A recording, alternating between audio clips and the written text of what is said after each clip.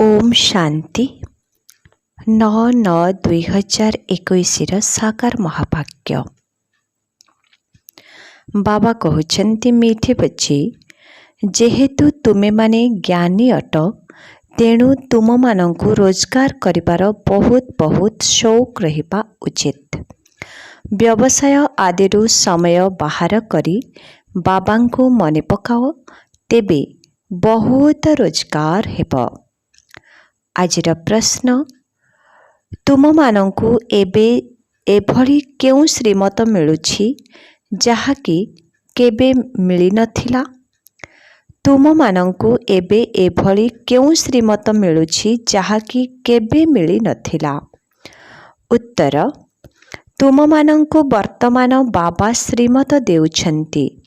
मधुर संतान माने सकाळु सकाळु उठी बाबांक स्मृति रे बस, तेबे पूरा संपत्ति मिलिबो। 2 रे गृहस्थ व्यवहार रे रही कमल पुष्प समान रुह। एपरी श्रीमत अन्य सत्संग मानंकरे केबे मिली परिबो नाही। अन्य सत्संग मानंकरे बाबा एवं स्वर्गर संपत्ति विषय रे ज्ञान नाही। गीत अछि, तुम्ही हो माता पिता। ओम शांति। एही भारत रे स्वतंत्र रूपे एवं सारा दुनिया रे साधारण भावरे अनेक प्रकारर सत्संग होई थाए। एपरी कौनसी भी सत्संग बा चर्च अथवा मंदिर नथिबो जेउठी मनुष्य मानंकर बुद्धि रे थिबो जे आमे माने स्वर्गर संपत्ति पाउछु। एठारे तुमे पिला माने बसिछ, सबु सेंटर मानंकरे निजर बेहद बाबांकर स्मृति रे बसिछन्ति। समस्तंक बुद्धि रे अछि जे आमे निज बाबांक ठारू सुख धामर वर्षा पाउछु।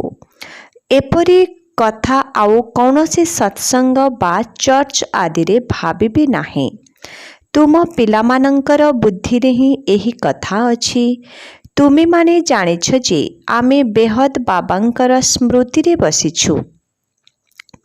नुआ दुनिया स्वर्गर वर्षा नेउछु। सबु संतान माने एकमात्र बाबांक ठारू वर्षा नेउछन्ति। एते ढेर संतान मानंकर वृद्धि होई चलिछि। समस्तंको श्रीमत मिलुछि जे सकाळु उठी बाबांको मने पकाओ। आमे माने बाबांक ठारू एही वर्षा नेबो।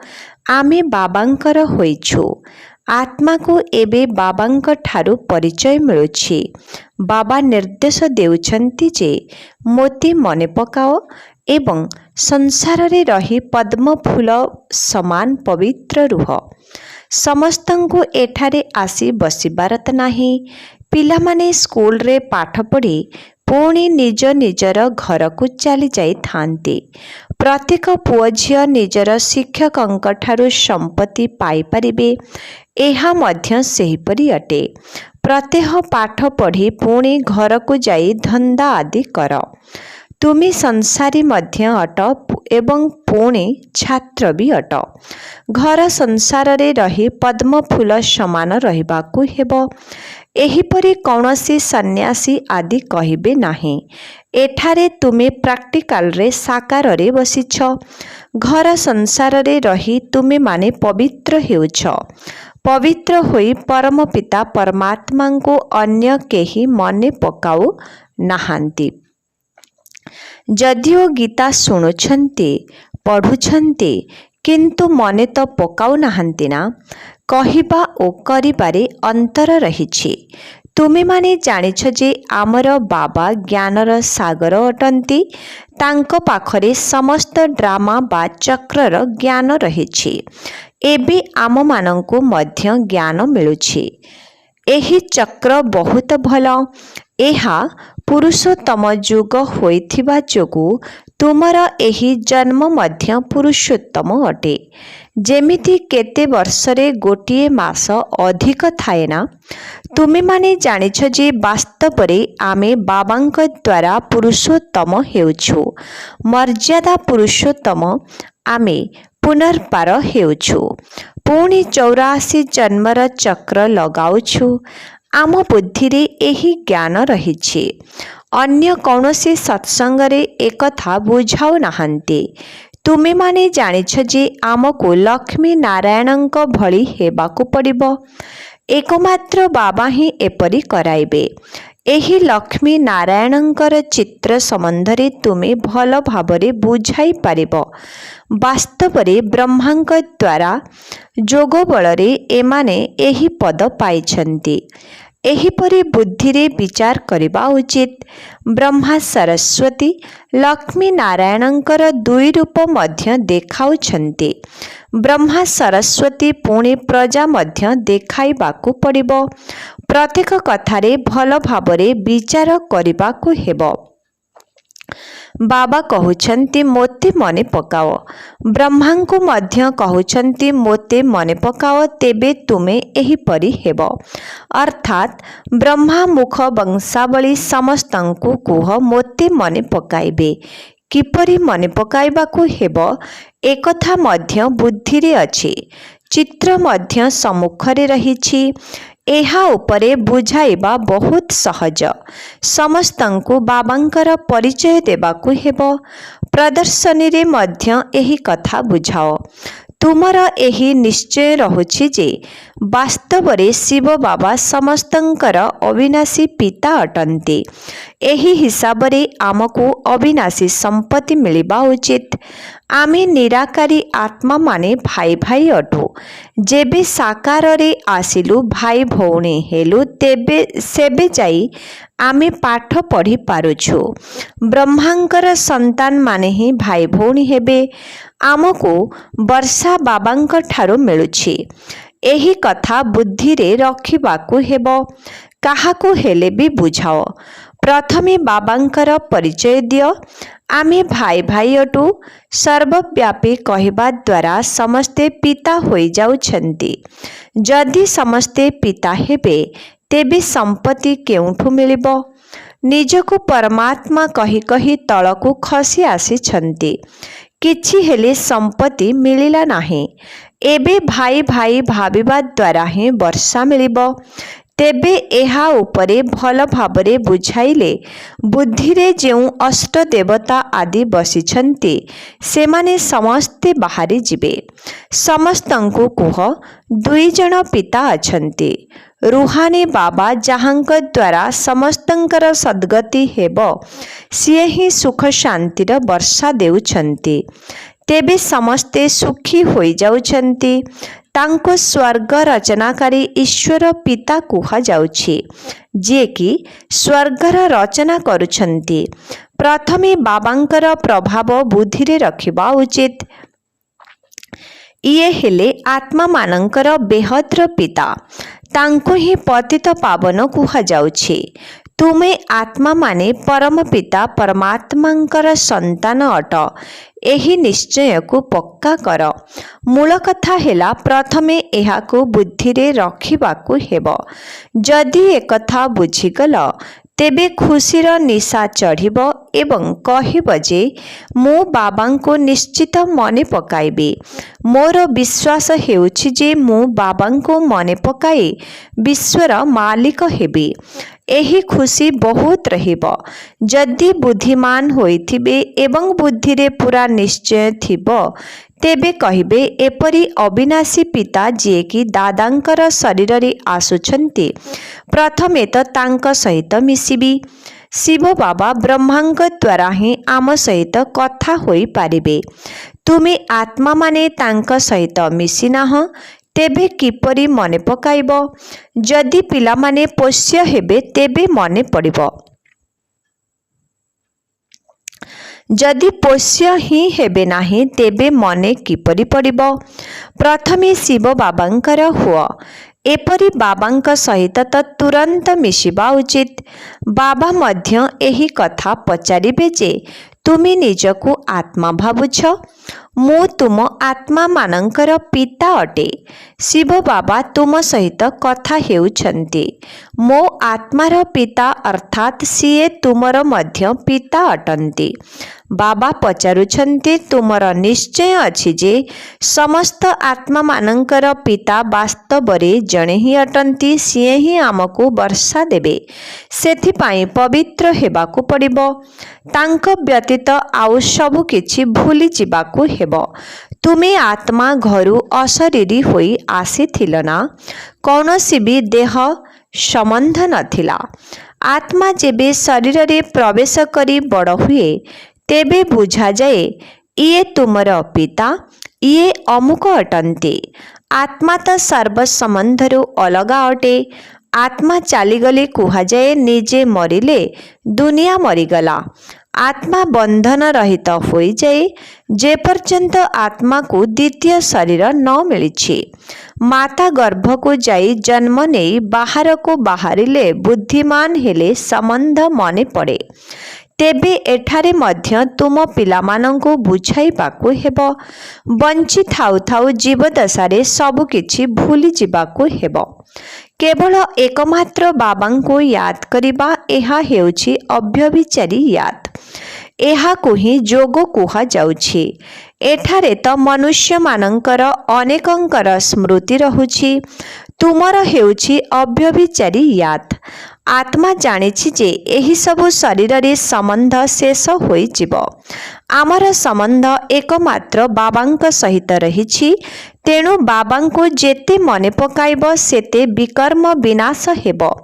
एहीपरि मध्य नुहे जे मित्र संबंधी मने पकाइले कौनसी विकर्म हेबो ना। विकर्म सेतेबेले हेबो जेतेबेले कौनसी भूल कर्म करिबो। बाकी आउ काहाकू मने पकाइबा द्वारा विकर्म हेबो नाही, किंतु हाँ समय नष्ट निश्चित रहिबो। एकमात्र बाबांको मने पकाइबा द्वारा ही विकर्म विनाश होइथाए। एहा हेउछि पाप कटिबार उपाय। बाकी संबंध आदि तो मने रही थाए। शरीर निर्वाह पाई धंदा आदि सबु कर, किंतु जेतिकी समय मिलुछि बाबांको मने पकाई चल, तेबे खाद बाहरी जीव। एहा हेउछि मूल कथा। मनरे विचार कर जे आमे पतितरु पावन किपरि हेबो। सेथिपाई बाबांको मने पकाइबाकू हेबो। घर संसार रे रहिबाकू हेबो। सन्यासी माने मध्य शरीर छाड़ी पुणी जाई गृहस्थंक पाखरे जन्म नेई थांती। एहीपरि नुहे जे सेमाने जन्म जन्मांतर पाई पवित्र होई जाइछन्ति। निर्विकारी दुनिया तो वर्तमान नाही।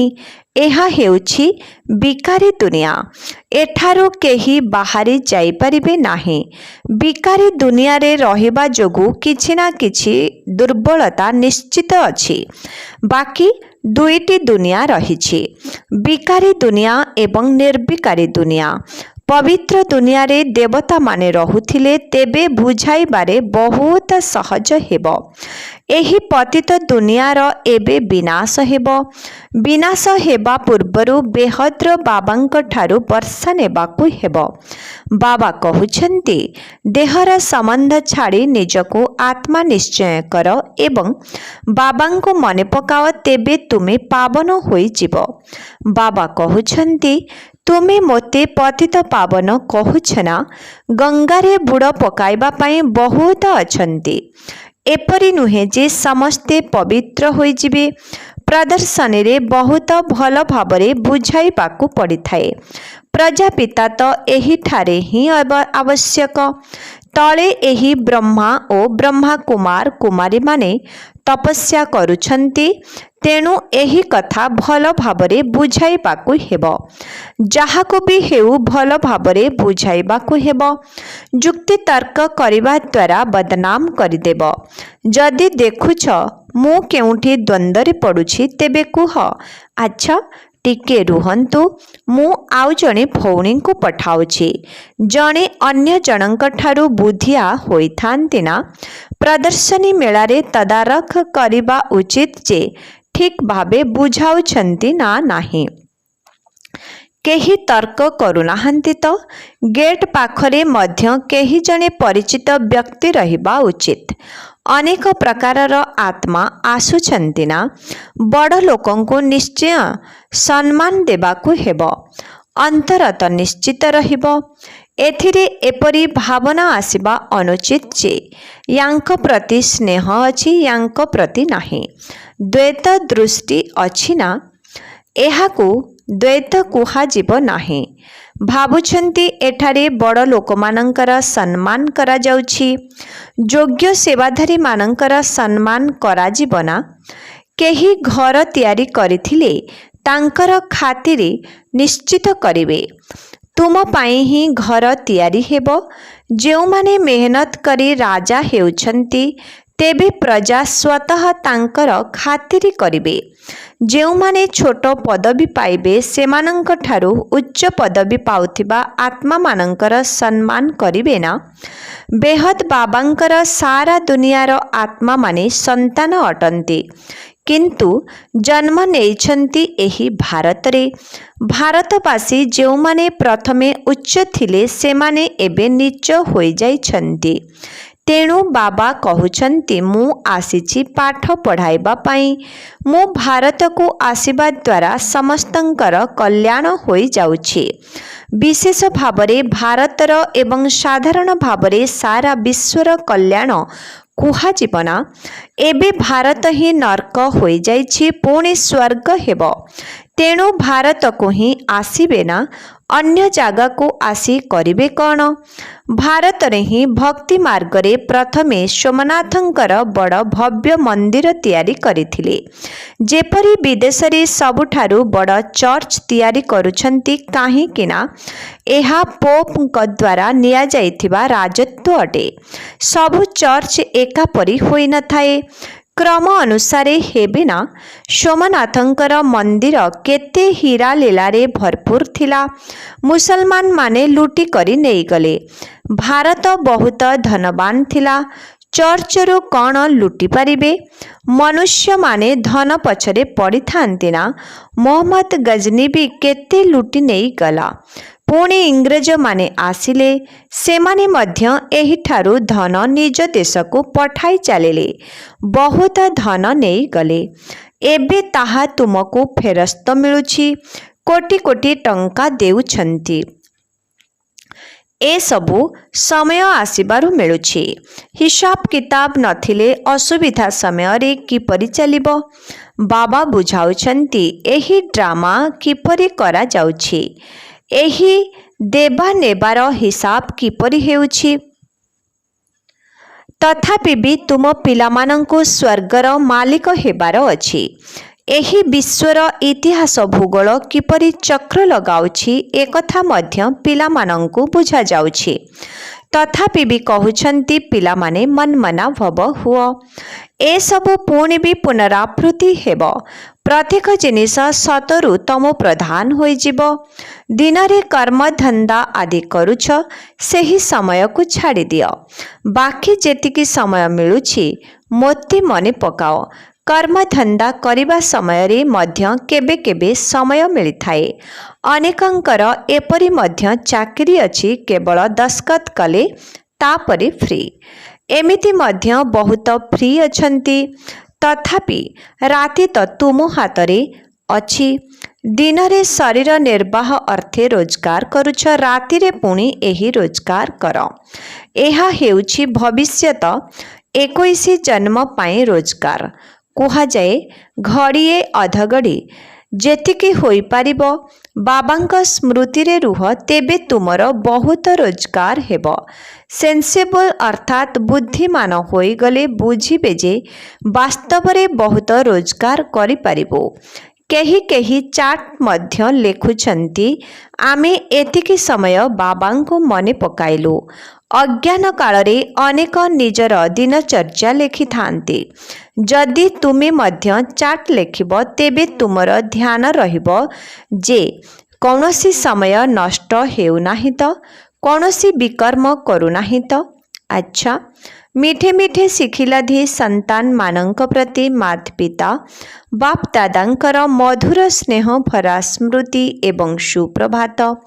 आत्मिक पितांकर आत्मिक संतान मानंकु नमस्ते। आत्मिक संतान मानंकर आत्मिक पितांकु ओम शांति नमस्ते। धारणा पाई मुख्य सार 1 नंबर, कौनसी देहधारी स्मृति रे निजर समय नष्ट करिवार नहीं। एपरी कौनसी ओलटा कर्म न हेउ जहा द्वारा विकर्म होई जिवो। 2 नंबर, बंची थाउ थाउ सबुकिछि भूली एकमात्र बाबांको मने पकाइबाकु हेबो। शरीर निर्वाह पाई कर्म मध्य करिबाकु हेबो। ता सहित सेंसिबल अर्थात ज्ञानी बुद्धिमान होई रातिरे मध्य अविनाशी रोजगार करिबाकु पड़िबो। जोगर चाट रखिबाकु हेबो। आजिर वरदान, बेहद्र वैराग्य वृत्ति अर्थात सारा दुनिया प्रति वैराग्य द्वारा नष्ट मोहा स्मृति स्वरूप होई अचल अटल हुओ। बेहद्र वैराग्य वृत्ति अर्थात सारा दुनिया प्रति वैराग्य द्वारा नष्ट मोहा स्मृति स्वरूप होई अचल अटल हुओ। जेउमाने सदा सर्वदा बेहद्र वैराग्य वृत्ति रे रही थांती सेमाने केबे भी कौनसी दृश्य को देखि विचलित बा हलचल हुअंती नाही। सर्वदा अचल अटल रही थांती कारण संपूर्ण वैराग्य वृत्ति आधार रे सेमाने नष्ट मोहा स्मृति स्वरूप होई जानती। जदि कौनसी दृश्य को देखि अंश मात्रा रे मध्य हलचल हेउछ बा मोह उत्पन्न हेउछि तेबे अंगद समान अचल अटल कुहाजिब नाही। तेबे बेहद्र वैराग्य वृत्ति रे गंभीरतार सहित मनोरंजन मध्य अंतर्निहित अटे। आजिर स्लोगन, राज्य अधिकारी हेबा सहित संपूर्ण वैराग्य होई रहिबा ही राज ऋषिर लक्षण। राज्य अधिकारी हेबा सहित संपूर्ण वैराग्य होई रहिबा ही राज ऋषिर लक्षण। ओम शांति।